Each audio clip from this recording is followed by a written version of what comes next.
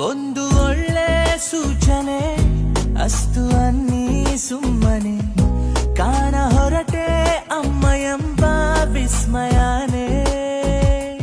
ಎಲ್ಲೂ ಸಿಗದ ಬೆಳಕೊಂದು ಕಾಣುವ ಸಡಗರ